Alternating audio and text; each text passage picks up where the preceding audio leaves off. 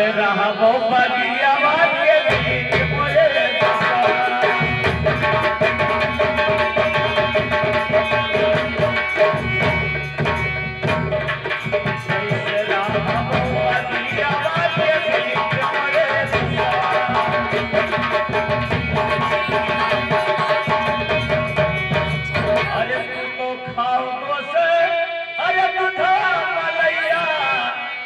कैसे खाबो सुओ की भौरिया मरे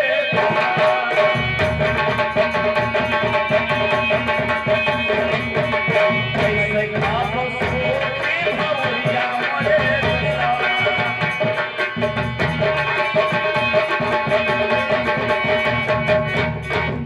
देखिए दोस्त, हमारे साथ रहोगे तो तुझे बहुत बड़ा कष्ट होगा, क्योंकि ये बाग है, यहाँ पे सोने के लिए और आराम करने के लिए बस ही जमीन है, और कभी खाने का मिलता है कभी नहीं मिलता है। दोस्त, हमारे साथ तुम्हें रहने में बहुत कष्ट होगा, बोलो मेरे साथ कैसे रह पाओगे?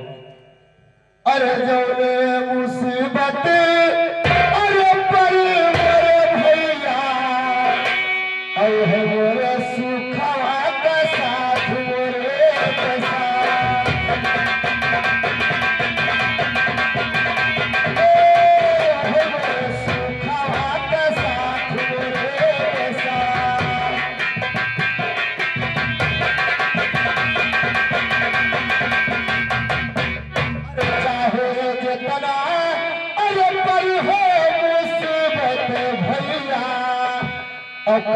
बगियावा के बीच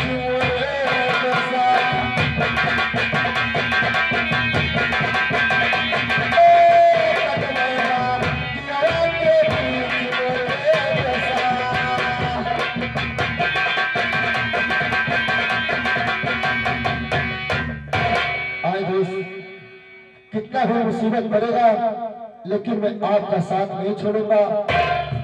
ठीक है दोस्त, अगर तुझे मंजूर है आप मेरे साथ कष्ट उठाओगे तो ठीक है, तुम्हें काम यही करना है, जितने वृक्षा का पौधा है सब पौधों का सिंचाई करना है, कोई पेड़ सूखने ना पाए, और ये मेरे पालतू हर्ष का देखभाल करना है, यही काम होगा। अब चलिए आप बाग का सिंचाई कीजिए, शाम होगा फिर आराम किया जाएगा। ठीक है दोस्त। हेलो, अरे फुलवारी तुहरे नैना में लाला फुलवारी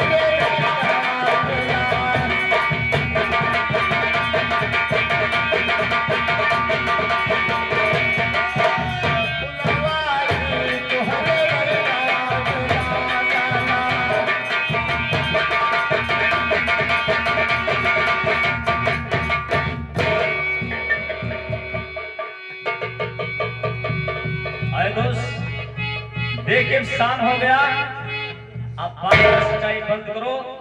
अब चल करके बाग में आराम करो, फिर सुबह होगा तब फिर बाग का देखभाल किया जाएगा। अब शाम हो गया, चल कर दो आराम कीजिए। ठीक है, आराम कीजिए।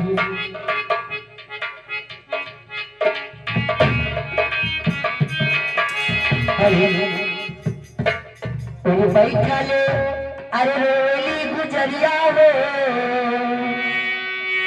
बैठा ले रोली गुजरिया हो, चुनरिया में दाग लग गई। बैठा ले रोली गुजरिया हो, चुनरिया में दाग लग गई।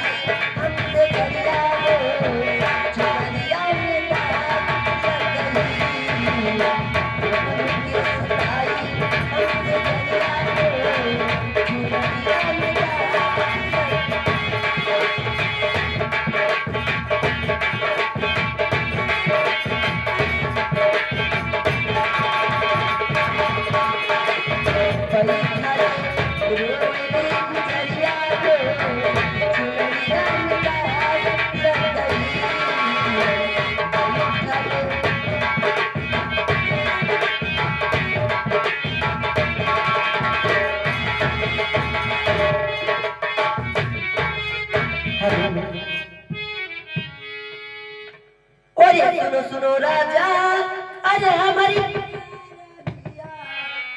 और सुनी गया राजिया हमारे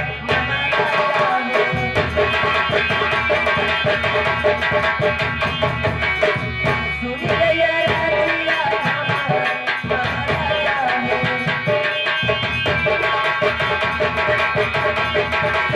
अरे तोहरे तो मौसी के अरे चढ़ले पोखरवा अब बदल चढ़े हई पोखर महाराजा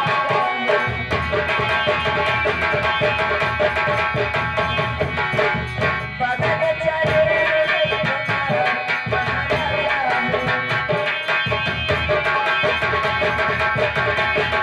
अरे चलो चलो राजा ने अरे हमारे सागरिया में औलया मौसी दवाई महाराजा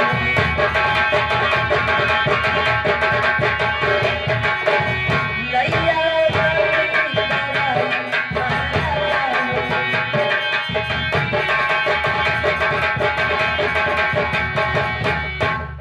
राजन आपकी मौसी के बहुत ज्यादा तबीयत खराब है, आप चलिए मैं हेलो। अरे सुनो सुनो चलिया अरे हमारी अरजिया और तन सुनो यार रे हमारे प्यारे चलिया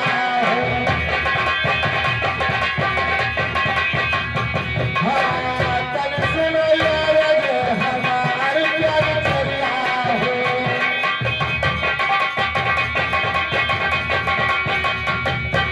अरे 12 बजे अरे निकटे समैया और कैसे बगिया माया वो प्यारी चरिया हो कैसे बगिया माया वो प्यारी चरिया हो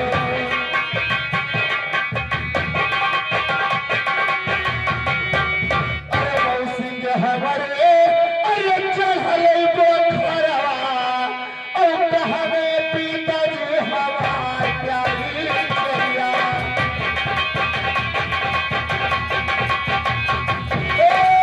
कहवे पिताजी हमार प्यारी चरिया हो अरे कहवे पिताजी अरे हमार प्यारी चरिया हो और नहीं करावल दवाई प्यारी चरिया हो नहीं करावल दवाई प्यारी चरिया हो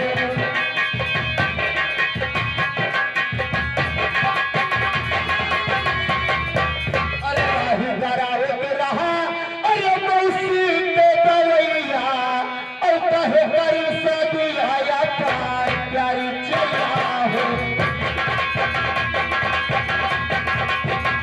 कहे करी सदिया या प्यार प्यारी चरिया हो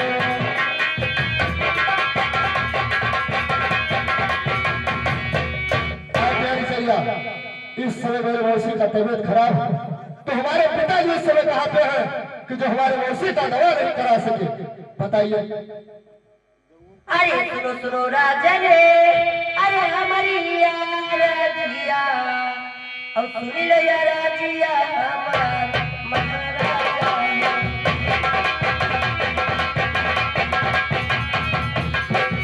सुन लो या राजिया हमार महाराजा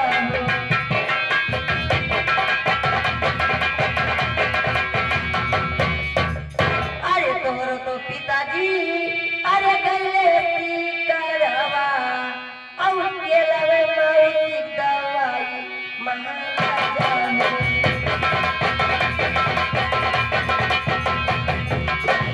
केलवे मौसी दवाई महाराजा हो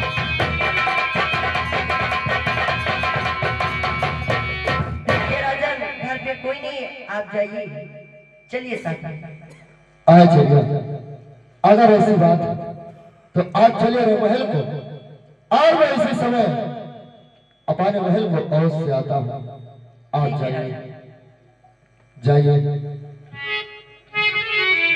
अरे सुनो सुनो दशा अरे हमारी अरजिया अमन में अरजिया हमार मोरे दशा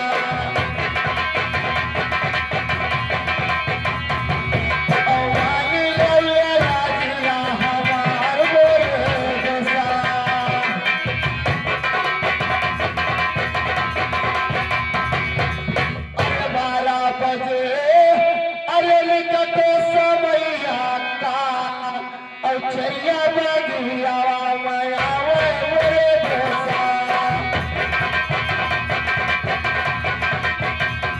हाँ चरिया बगिया माया मोरे दशा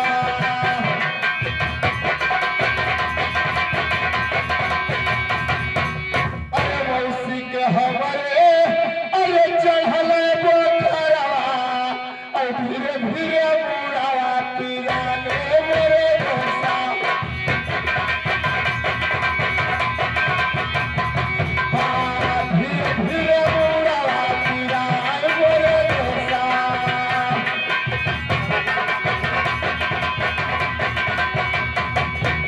अरे कौनो शहर से दोसा अरे बैठा बोलाई लेबा और मौसी कराई बे दवाई मोरे दशा हाँ मौसी कराई बे दवाई मोरे दशा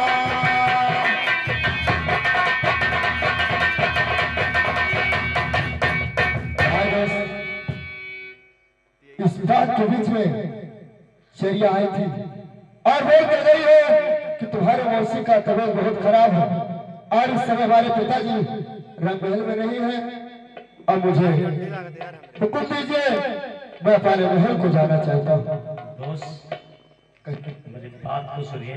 ताई हर जब से आई चरिया अरे बगिया के पीछा और फर्क नहीं ना हमार मोरे दोसा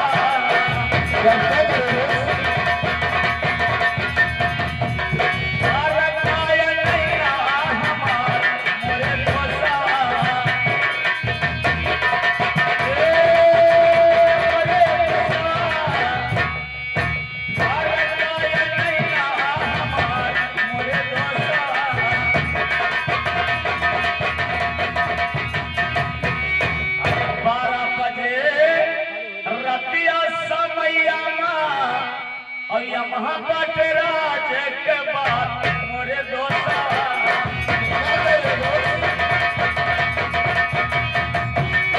महापाटराज के बाद मोरे दोसा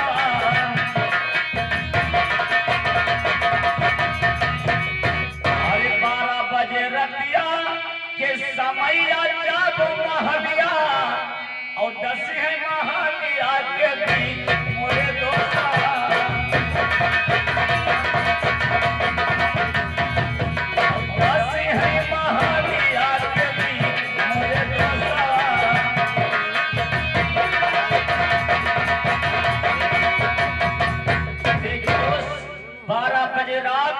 में आने का कोई कारण है, इसीलिए चरिया आई है। ये मेरा आंखें फरक रहा है, बता रहा है कि इसमें कोई कारण है। दोस्त इस समय मत जाइए, तुम सुबह होगा तो चले जाना। अरे माई के लगवा अरे जायो मोरे दोसा और नहीं देखे राती आबी रात मोरे दोसा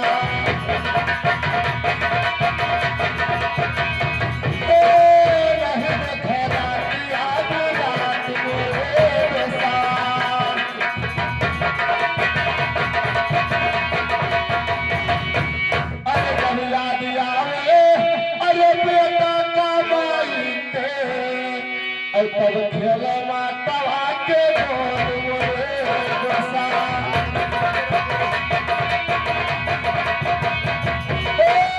तब खेल माता के गोद मोरे दोसा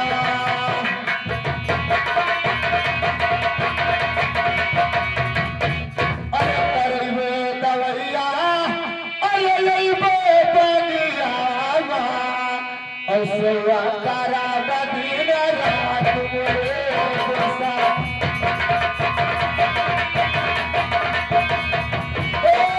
सेवा करा बदीन रात मोरे दोसा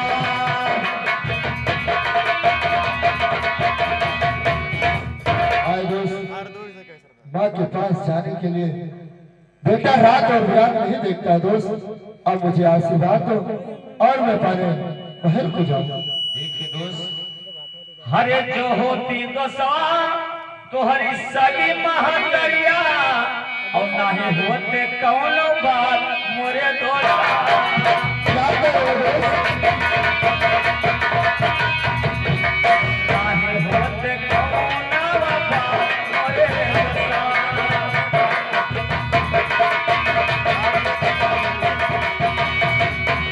अरे भाई तो हुए दोसा अरे भाई महंदरिया 10 है महालिया के बीच मोरे दोसा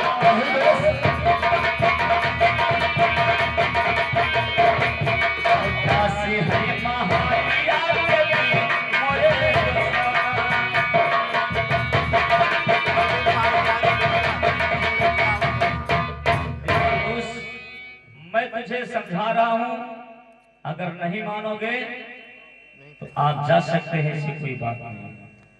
आए दोस्त अब मुझे हुक्म दीजिए आज मैं पानी मौसी का दवा करा करके फिर मैं आपको इस बात के बीच में अवश्य आऊंगा।